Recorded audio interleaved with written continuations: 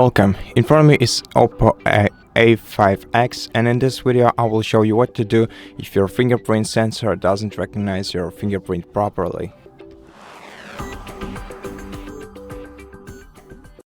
First open settings, then go to security and privacy settings. In security and privacy settings, let's set up a new fingerprint. First of all, go to device unlock.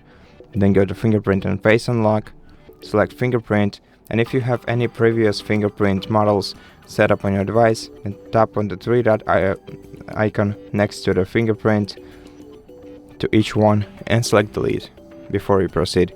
Now, first of all, remove the case from your device to read your fingerprint better, and also use a dry towel to wipe the surface of your scanner in order for it to read your fingerprint better. Now, when you're ready, tap add a fingerprint and then follow the instructions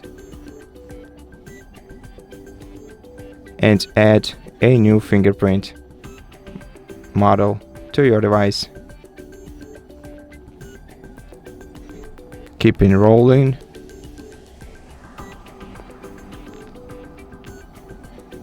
At the edges, and when you're done, click done. And before you proceed, let's go back into the settings, and in settings scroll all the way down to system and updates.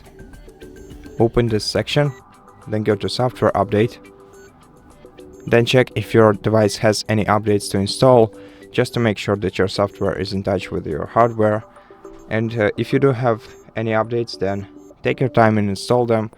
And once you do that, restart your phone by pressing the power button and the volume up key at the same time. Select restart and wait until your device reboots, just to make sure that all the changes applied. And once your smartphone is restarted, first unlock it and let's check how the fingerprint unlock feature works now.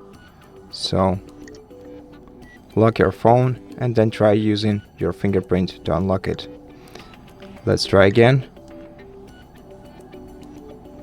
And as you can see, everything works smoothly for me, and I hope that it does for you too.